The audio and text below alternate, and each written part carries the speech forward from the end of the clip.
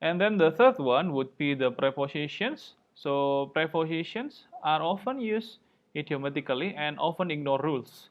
Therefore, their use must be memorized. So you cannot just guess the options, everybody. You should memorize the preposition itself. Take a look at over here. At is used for a specific time. So at 8 a.m. Yeah. If you are using time, it is always followed by at.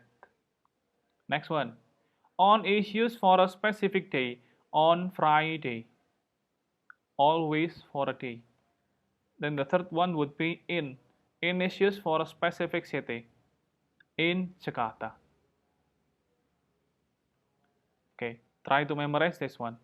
And then the last one would be date using on. Nah, uh, date or month should be using on, yeah, on May 5th.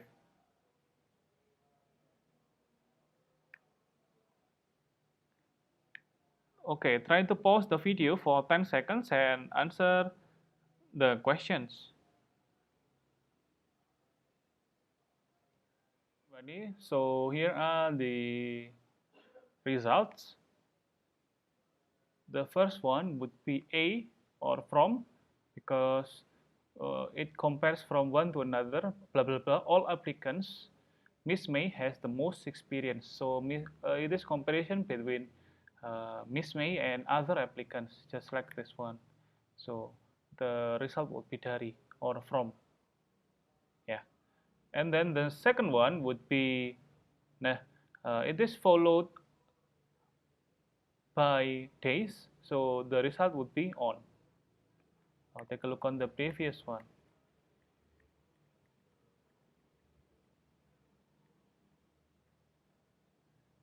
On is used for a specific day, Monday.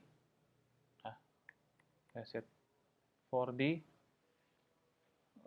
third preposition.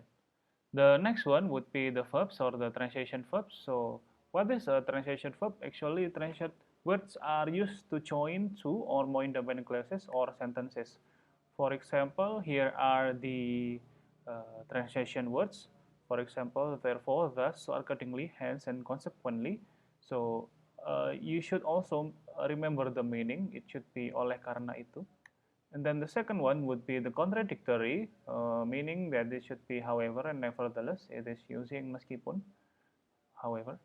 And then the third one would be the idea of a main clause. For example, also in addition, moreover, and furthermore. It could be translated into di samping itu or sebagai tambahan. Yeah. If it is using cause and effect, you should be using this one. Then contradictory would be using this one. Then idea of a main clause, try to use this one. Okay, let's go on to the practice test. Try to pause this one as usual in 10 seconds.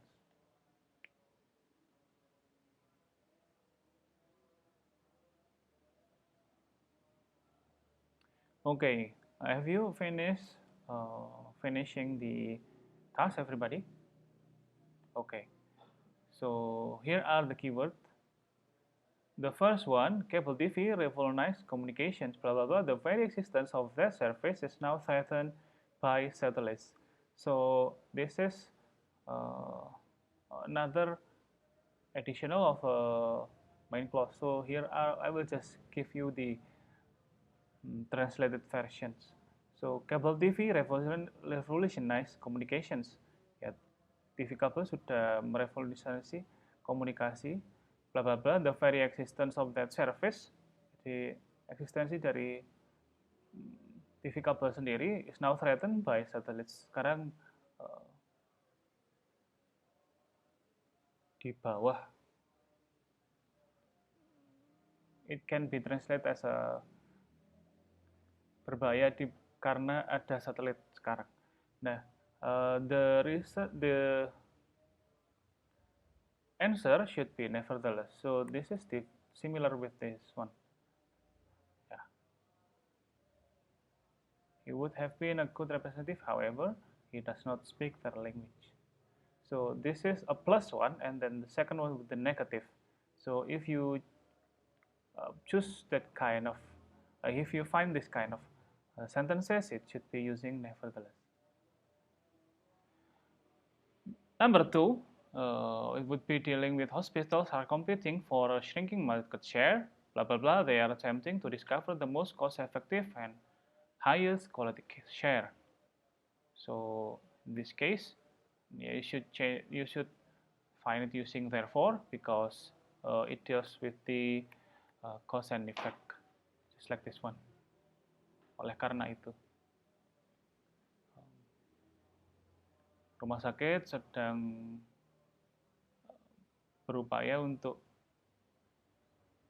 berkompetisi pada market share yang atau pasar yang semakin sedikit. Oleh karena itu atau maka mereka mencoba untuk mencari cara untuk yang paling efektif dan kualitas yang paling tinggi.